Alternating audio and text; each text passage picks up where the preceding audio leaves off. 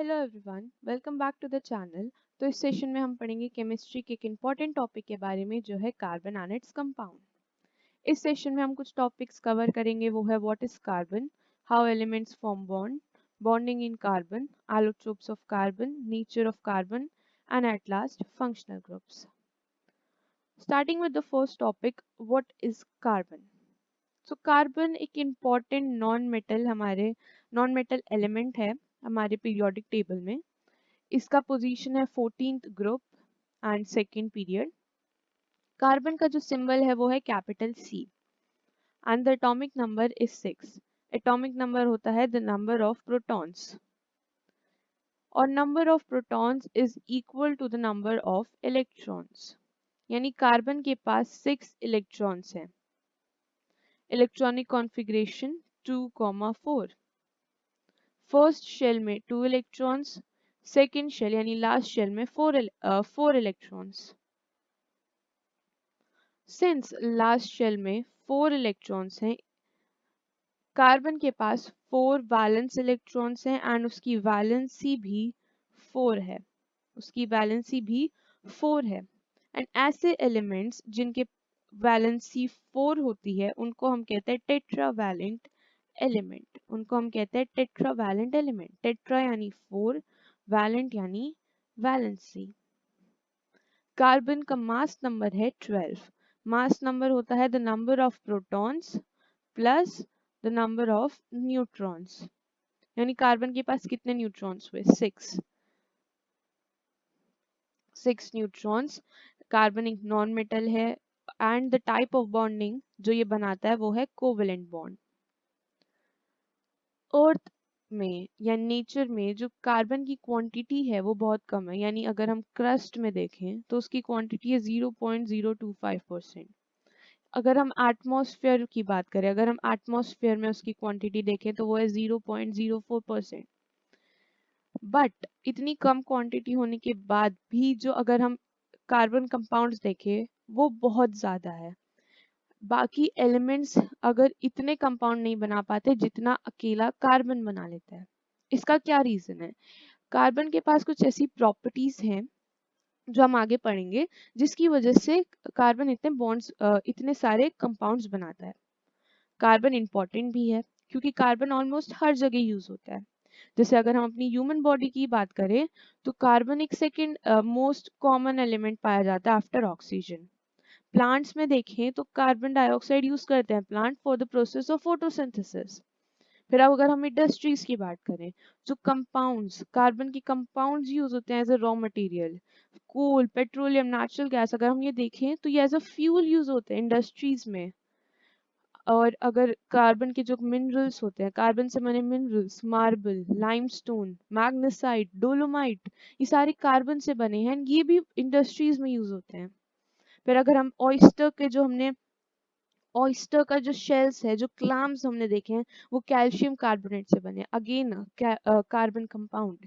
यानी कार्बन के यूजेस भी बहुत है, कार्बन इंपॉर्टेंट भी बहुत है। तो अब बात करते हैं हाउ एलिमेंट्स फॉर्म बॉन्ड्स। पहले ये समझते हैं कि एलिमेंट्स को बॉन्ड बनाना जरूरी क्यों है। हमें पता है जो एटम्स होते हैं उनको चाहिए stability, they want to get stable. वो स्टेबल कब होंगे? जब उनका ऑक्टेट या फिर ड्यूप्लेट कंप्लीट होगा। एंड ये ऑक्टेट या डुप्लेट तभी कंप्लीट होगा जब वो दूसरे एटम के साथ बॉन्ड बनाएंगे। The main type of bonding वो जो आज हम पढ़ेंगे वो है आयनिक बॉन्डिंग, जो होती है मेटल्स एंड नॉन मेटल्स के बीच में मेनली। यानी एक एटम डोनेट करेगा इलेक्ट्रॉन्स को और एक एटम करेगा एक्सेप्ट इलेक्ट्रॉन्स। यानी दो एटम्स, एक मेटल के एटम और एक नॉन मेटल के एटम के बीच में इलेक्ट्रॉन्स ट्रांसफर होते हैं। And this transfer of electrons, इसी टाइप के बॉन्डिंग को हम कहते हैं आयनिक बॉन्डिंग। इसमें एक एटम करेगा डोनेट अपने इलेक्ट्रॉन्स को और दूसरा एटम करेगा उस इलेक्ट्रॉन को एक्सेप्ट, जिससे वो अपना ऑक्टेट या ड्यूप्लेट कंप्लीट कर सके और उन्हें स्टेबिलिटी मिल जाए। तो जो एटम डोनेट करेगा इलेक्ट्रॉन को, उसके पास एक पॉजिटिव चार्ज आ जाता है और ऐसे एटम्स को हम कहते हैं केटायन। वहीं जो एटम एक्सेप्ट करते हैं उस इलेक्ट्रॉन को, वो उन पे आ जाता है एक नेगेटिव चार्ज और उनको हम कहते हैं अनायन. One atom that loses the electron becomes a positively charged ion known as cation, while the one that gains them electrons becomes a negatively charged ion known as anion. अब बात करें कि carbon किस टाइप की bonding करेगा. अगर ionic bonding करेगा तो कार्बन के पास दो सिचुएशंस आएंगी. या तो वो डोनेट करे एंड C4 के प्लस बने यानी केटायन बने, या तो वो 4 इलेक्ट्रॉन्स एक्सेप्ट करे और C4 नेगेटिव यानी एनायन बने. तो कार्बन का जो एटॉमिक कार्बन का जो साइज है वो बहुत ज़्यादा स्मॉल है, तो वो डोनेट तो नहीं करेगा 4 इलेक्ट्रॉन्स, एंड इलेक्ट्रॉन्स को रिमूव करने के लिए भी a large amount of energy required होती है, जो पॉसिबल नहीं है. फिर अगर वो इलेक्ट्रॉन को गेन करे, 4 इलेक्ट्रॉन को अगर वो गेन करे और एक एनायन बने. हमने देखा हमारे न्यूक्लियस में 6 प्रोटॉन्स थे जो 6 इलेक्ट्रॉन्स पे होल्ड बना के रखे थे. अब अगर कार्बन ने 4 इलेक्ट्रॉन्स और गेन किए तो उसके पास 6 प्रोटॉन्स तो थे ही, अब 10 इलेक्ट्रॉन्स हो जाएंगे. यानी 6 प्रोटॉन्स जो न्यूक्लियस में उनको 10 इलेक्ट्रॉन्स पे होल्ड करना होगा, which would be very difficult for them कि वो 10 इलेक्ट्रॉन्स को होल्ड करें. यानी कार्बन ना ही डोनेट करेगा 4 इलेक्ट्रॉन्स, ना ही एक्सेप्ट करेगा 4 इलेक्ट्रॉन्स. तो अब कार्बन ऐसा क्या करे कि वो स्टेबिलिटी अटेन कर सके. तो कार्बन दूसरे एटम्स के साथ इलेक्ट्रॉन्स शेयर करेगा, एंड इसी केमिकल बॉन्ड को हम कहते हैं covalent bond. It is a type of chemical bond that involves the sharing of electron between the atoms. Atoms carbon और दूसरे atoms शेयर करेंगे इलेक्ट्रॉन्स, जिससे वो स्टेबिलिटी अटेन कर सके, उनका ऑक्टेट या ड्यूप्लेट कंप्लीट हो जाए. अगर यहाँ पे हम एग्जांपल देखें, ये है CH4 मीथेन. मीथेन इसमें हम देखें कि जो कार्बन है उसके 4 वैलेंस इलेक्ट्रॉन्स हैं एंड हाइड्रोजन की वैलेंसी क्या होती है 1. तो हाइड्रोजन ने भी अपना x, जो x है ये हाइड्रोजन के वैलेंस इलेक्ट्रॉन्स हैं. अगर हम देखें तो कार्बन हाइड्रोजन दोनों ने इलेक्ट्रॉन शेयर किए. अब हाइड्रोजन ने भी वो इलेक्ट्रॉन शेयर किया अपना, कार्बन ने भी शेयर किया, और हाइड्रोजन चारों हाइड्रोजन के ड्यूप्लेट कंप्लीट हो गए. वहीं कार्बन के भी ऑक्टेट कंप्लीट हो गए. यानी हाइड्रोजन एंड कार्बन दोनों ने अपने इलेक्ट्रॉन शेयर की and they become stable. Covalent bond होते हैं 3 टाइप के, single, double and triple. Single bond में एक पेयर ऑफ इलेक्ट्रॉन शेयर होता है, एक पेयर ऑफ इलेक्ट्रॉन यानी 2 इलेक्ट्रॉन्स शेयर होते हैं.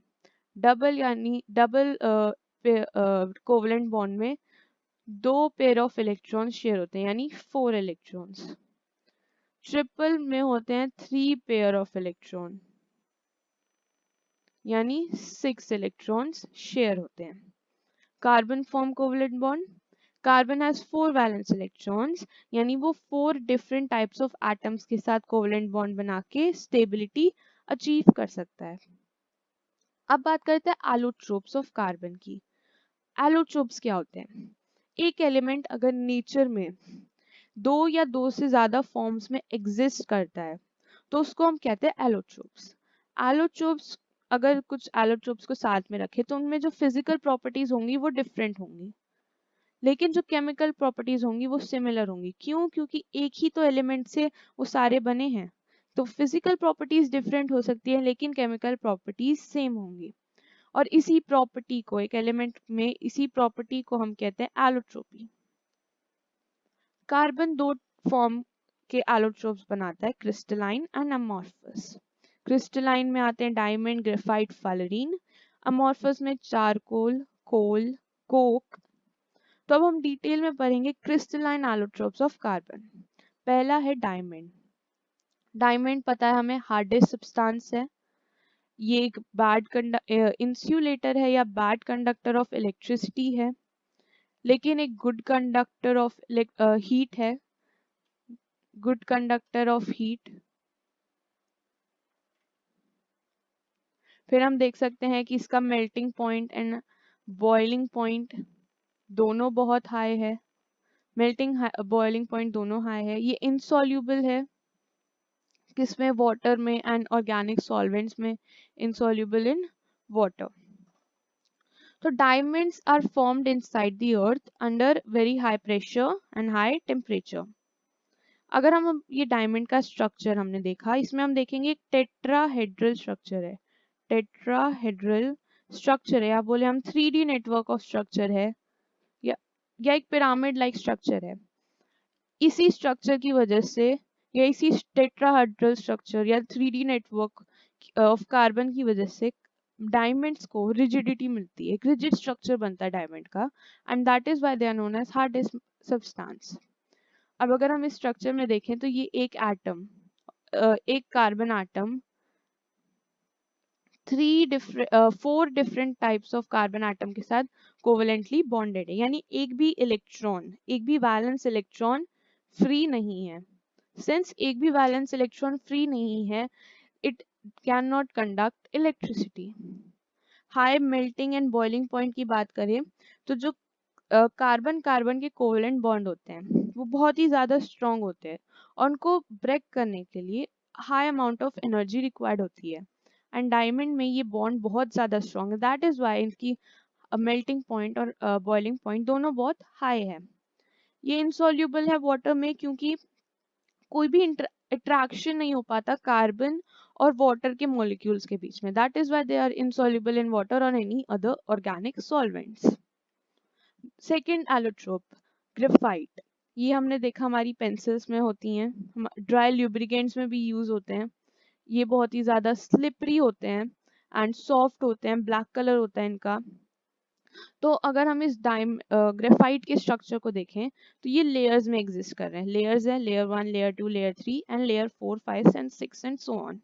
तो अगर हम एक लेयर में देखें तो एक carbon atom 3 different carbon atom से कोवलेंटली बॉन्डेड है विद अ डबल बॉन्ड, यानी इसमें 2 पेयर ऑफ इलेक्ट्रॉन्स, एक डबल बॉन्ड है। हमने देखा 3 डिफरेंट कार्बन एटम से with a double bond sharing हो रही है, यानी एक इलेक्ट्रॉन हर एक लेयर में से फ्री है।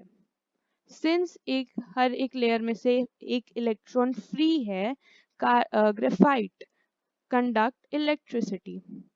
एंड जो ये लेयर्स है इनके बीच में एक फोर्स लगता है, इस फोर्स को हम कहते हैं वैंडर वाल फोर्स।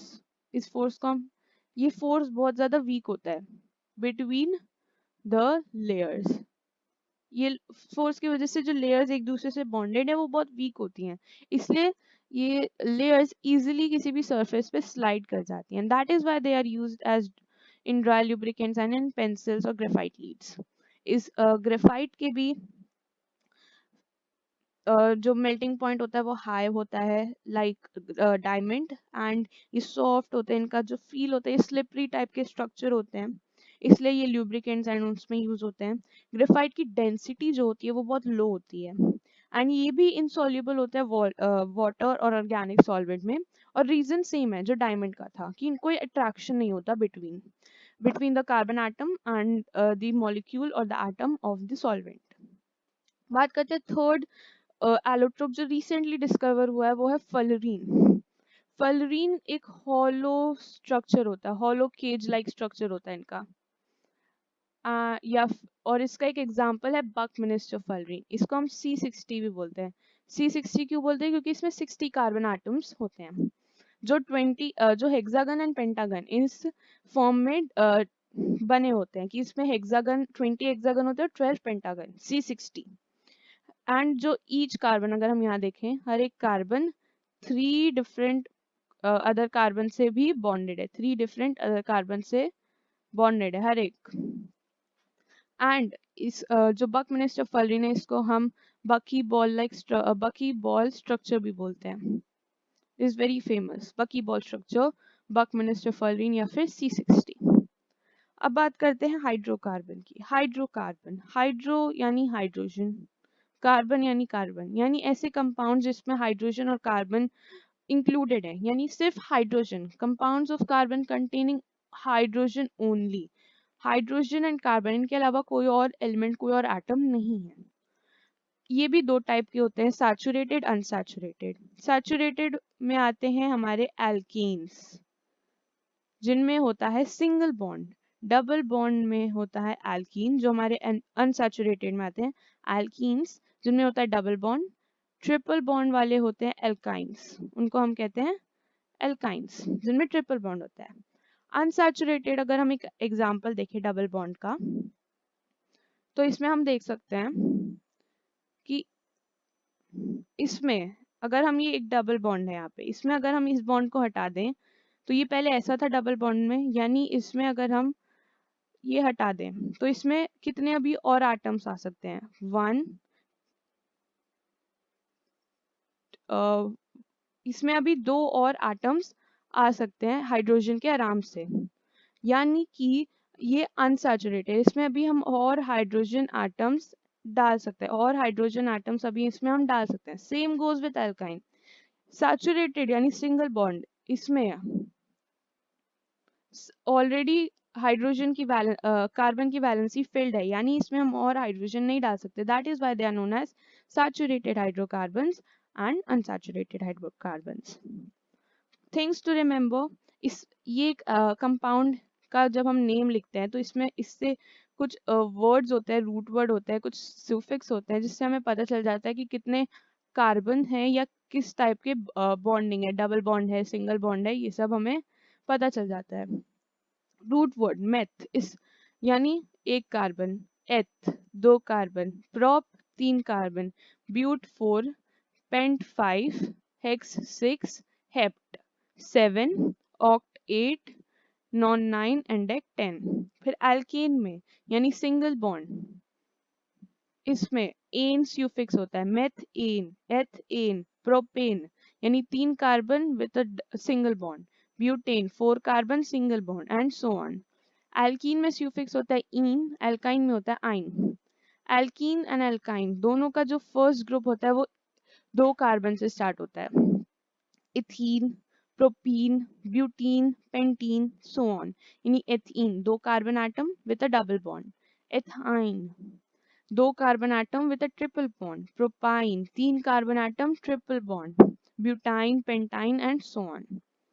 तो अब कुछ एग्जांपल्स देखिए सैचुरेटेड कंपाउंड के, एल्कीन्स, अनसैचुरेटेड में एल्कीन, एल्काइन। एल्कीन का जनरल फॉर्मूला होता है CnH2n+2, जिसमें n is equal to the number of carbon atoms. Alkene का जो वो होता है जनरल फॉर्मूला होता है CnH2n, एल्काइन का होता है CnH2n-2। मीथेन एग्जांपल देखें, meth n, meth root word है मेथ, यानी n इक्वल टू 1, फॉर्मूला में डालें तो CH4, ethene n equal to 2, formula में डालें एथीन, फॉर्मूला में डालें तो C2H6, स्ट्रक्चर बनेगा ऐसे, एक carbon atom with 4 hydrogen atoms, C2H6 2 carbon atom, valency fill करें 4 hydrogen atom, ethene 2 carbon atom, ene यानी डबल बॉन्ड, फॉर्मूला में डालें तो double bond 2 hydrogen atom, ethyne 2 carbon atoms लेकिन ट्रिपल बॉन्ड, फॉर्मूला में डालें इथीन का C2H4, इथाइन का C2H2। तो ये हो गया हमारा कार्बन का सैचुरेटेड एंड अनसैचुरेटेड कंपाउंड्स। अब बात करते हैं नेचर ऑफ कार्बन, कि कार्बन इतने सारे बॉन्ड्स बना कैसे लेता है। उसके पास कुछ प्रॉपर्टीज होती है, जैसे टेट्राकोवैलेंसी, कि कार्बन से 4 कोवलेंट बॉन्ड ही बनाएगा, कैटेनेशन कि वो एलिमेंट्स के साथ बॉन्डिंग करके लॉन्ग चेन्स, ब्रांचेस, रिंग्स बना लेंगे। पॉलीमराइजेशन की कार्बन के कंपाउंड्स एक साथ टुगेदर लिंक करके न्यू कंपाउंड बनाएंगे, या फिर आइसोमर्स। तो इसमें हम एक प्रॉपर्टी आज पढ़ेंगे, वो है catenation, the property of elements to form long chains, branches और rings by linking atoms of their own और with other elements through covalent bonds. यानी जो एटम्स है वो एक दूसरे के साथ कोवलेंट बॉन्डिंग बना के लॉन्ग चेन्स बनाए, ब्रांचेस बनाए या रिंग्स बनाए। इसमें हम देखें यहाँ पे एक रिंग बन रहा है, यहाँ पे देखिए हम एक चेन बन रहा है, एक स्ट्रेट चेन बन रहा है। कार्बन तीन टाइप के कंपाउंड बनाता है, straight chain, branch chain and rings. Example देखें स्ट्रेट चेन का, butane, but, n equal to 4, ane यानी सिंगल बॉन्ड, स्ट्रक्चर होगा 4 कार्बन आटम्स, वैलेंसी फिल करे single bond 10 hydrogen atoms. Pentane 5 carbon atoms, 1 2 3 4 5, valency fill करें 12 hydrogen atoms. ये इसमें carbon के जो एटम्स हैं अगर हम देखें एक स्ट्रेट चेन में सारे लिंक्ड हैं। अब बात करते हैं ब्रांच चेन की, 2 methyl propane, prop, 3 carbon atom, single bond ane, second position पे एक ब्रांच बन रहा है मिथाइल CH3, सारे वो लगा दें, वैलेंसी फिल करें 2 methyl propane, 2 methyl pentane, pentane, pent, n equal to 5 यानी 5 carbon atom, 5 carbon atom, 2 methyl second position पे एक ब्रांच निकल रही है यानी, और फिर बाकी वैलेंसी फिल करें 2 मिथाइल पेंटेन, 2 मिथाइल प्रोपेन। अब बात करते हैं रिंग्स की, साइक्लो, एक स्यूफिक्स लगता है वो होता है साइक्लो, C6H12, 6 कार्बन एटम्स, क्योंकि रूट वर्ड क्या है हेक्स, हेक्स यानी n इक्वल टू 6। ये हो गया हमारा स्ट्रक्चर साइक्लोहेक्सेन का, 6 hydro carbon atoms with 12 hydrogen atoms. Cyclopentane n equal to 5, 5 carbon atoms, सब में दो दो हाइड्रोजन एटम्स यानी टोटल 10 हाइड्रोजन एटम्स। ये हो गया हमारा साइक्लोहेक्सेन, ये हो गया हमारा साइक्लोपेंटेन,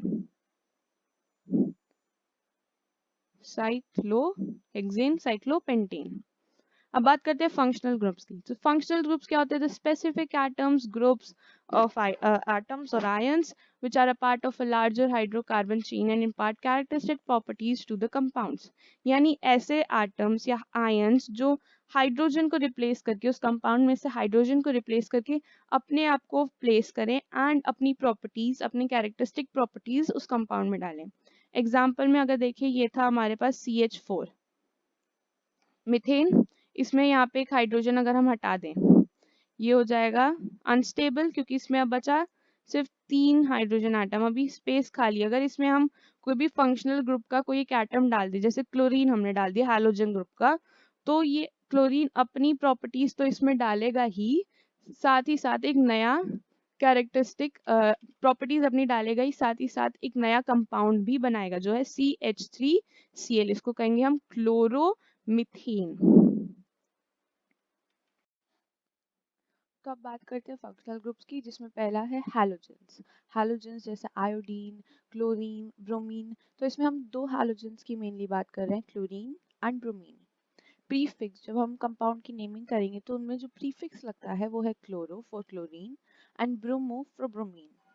एंड फिर जो फॉर्मूला है क्लोरीन का वो होगा Cl एंड ब्रोमीन का Br।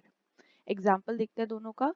पहला एग्जाम्पल है हमारा क्लोरोमीथेन, जो एग्जाम्पल अभी मैंने पीछे दिया था, क्लोरोमीथेन, क्लोरो यानी Cl, मेथ यानी 1 कार्बन आटम, एन यानी सिंगल बॉन्ड। फंक्शनल ग्रुप्स पढ़ने से पहले एक बात है कि इसमें R यानी एल्काइल ग्रुप यूज होते हैं, एल्काइल ग्रुप यूज होता है, और एल्काइल ग्रुप का फॉर्मूला होता है CnH2n+1, क्योंकि हमने जो कंपाउंड था उसमें से हमने एक हाइड्रोजन आटम रिमूव कर दिया और एल्केन का ही यानी एन सिंगल बॉन्ड वाले ही लगेंगे, इसीलिए उसमें से एक हाइड्रोजन हमने निकाल के फॉर्मूला बनाया CnH2n+1। तो अगर हम इस फॉर्मूला में 1 पुट करके देखें तो ये होगा CH3 विद 1 फ्लोरीन एटम। तो हम 3 हाइड्रोजन एटम पुट करेंगे विथ 1 क्लोरीन एटम, तो ये बन गया हमारा क्लोरोमीथेन। अब बात करते हैं ब्रोमीन के एक एग्जाम्पल की, ब्रोमोमीथेन। ब्रोमोमीथेन, ब्रोमो यानी Br, मिथ रूट वर्ड है हमारा मिथ यानी 1 कार्बन आटम, और एन यानी सिंगल बॉन्ड। अब इसी फॉर्मूला में अगर n इज इक्वल टू 1 डालें तो ये हो गया CH3 Br। तो इसमें आ गया, हमने ये 3 हाइड्रोजन एटम्स प्लेस किए विथ 1 ब्रोमीन एटम। तो ये हो गया हमारा क्लोरोमीथेन एंड ब्रोमोमीथेन। बात करते हैं सेकेंड ग्रुप की, वो है अल्कोहल। ये जो R है इसका मतलब होता है एल्काइल ग्रुप।